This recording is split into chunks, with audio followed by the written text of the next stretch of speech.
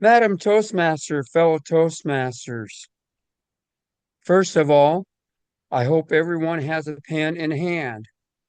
I always carry a pen with me.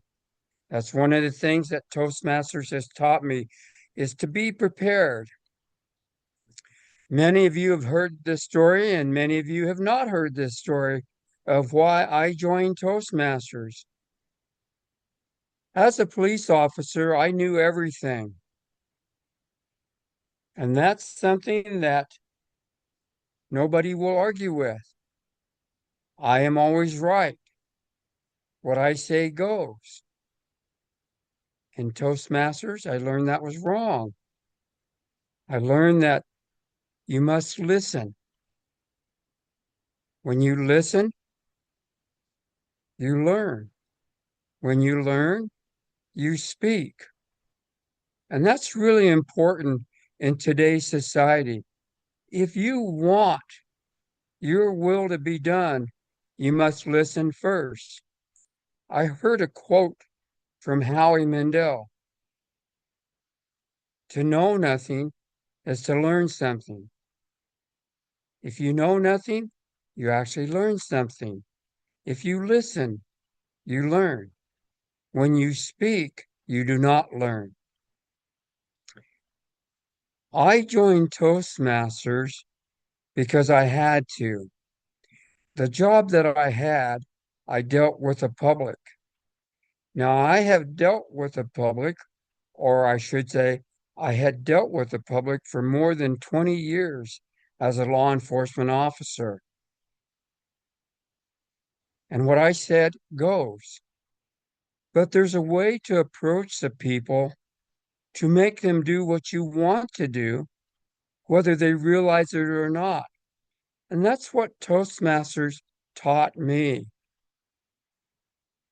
to be a firm and friendly person. And it also taught me that facial expressions makes a difference because it's really important that you can be saying something and your facial expression says something completely different. And when I was in Toastmasters, people would say to me, "You look angry." And I'd say, "No, that's my thinking face." And I didn't know that my thinking face showed anger. And I thought, well, you know what?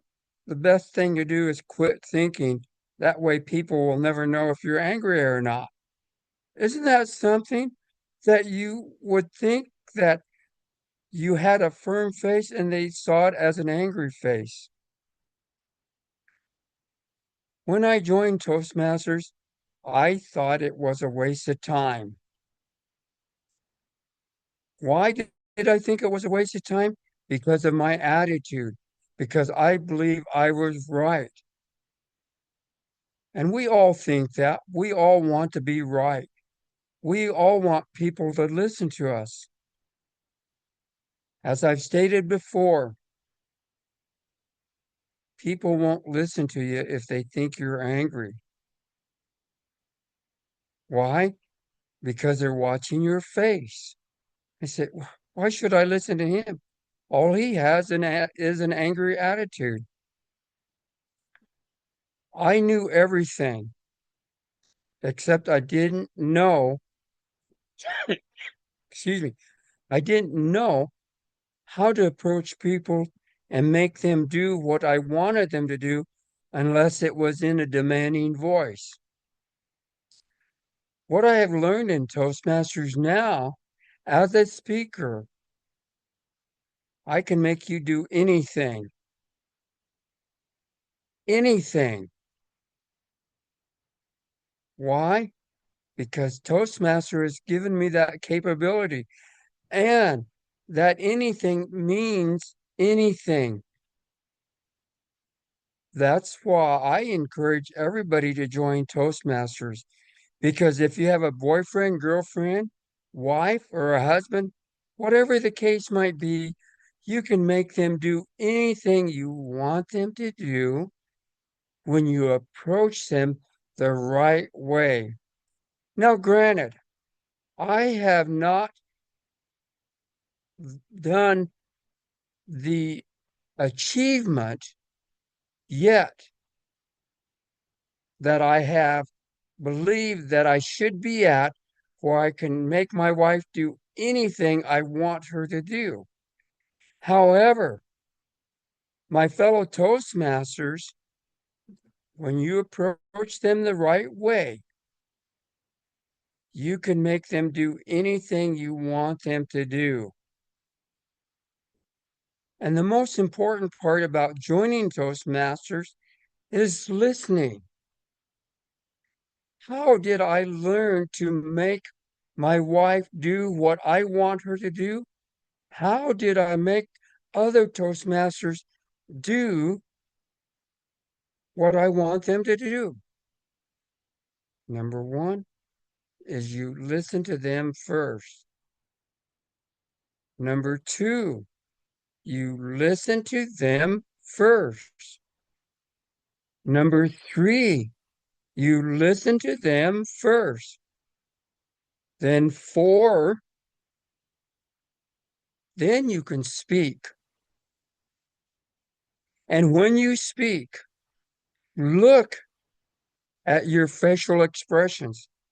You say, Jim, how do you look at your facial expressions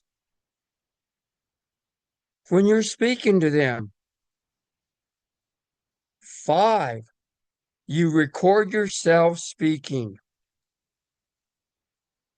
And I know it's terrible. Back in the day, we didn't have videotape, and I recommended using a tape recorder.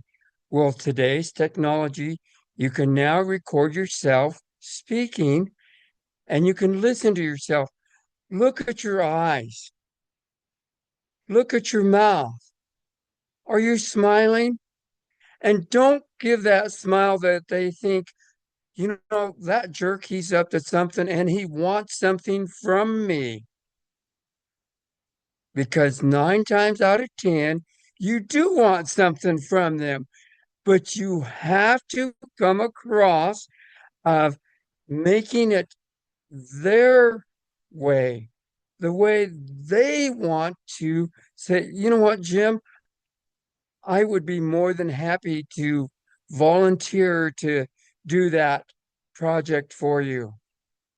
But when you come across with that smirky smile saying, hey, I, I want you to do this for, no, that's the wrong way. But how are you going to learn to have other people do your will? You have to videotape yourself and not only watch it once, not only watch it twice, not only watch it 3 times, 4 times, 5 times, but 10 times. You must watch yourself because you will never learn on how to get people to do things for you. I've learned in Toastmasters that Toastmasters can become very political. Again, to become an excellent Toastmasters, and am I at that stage? No. Am I getting there? Yes. I'm only at the stage where I can get my wife to do 90% of the stuff that I want done. When I have achieved 100%, then I know that I am truly a Toastmaster that can make anybody do anything that I want them to do. And again, praise is really important. That's what I've learned in Toastmasters. That's it. It's important to praise people. Again, you must listen, listen, listen to become a good Toastmaster. To become an excellent Toastmaster, you must listen 100%, not 50%, not 60%, not 70%. 100%. You must listen. As a Toastmaster, you can become a great Toastmaster by listening and then speaking. Thank you, Madam Toastmaster.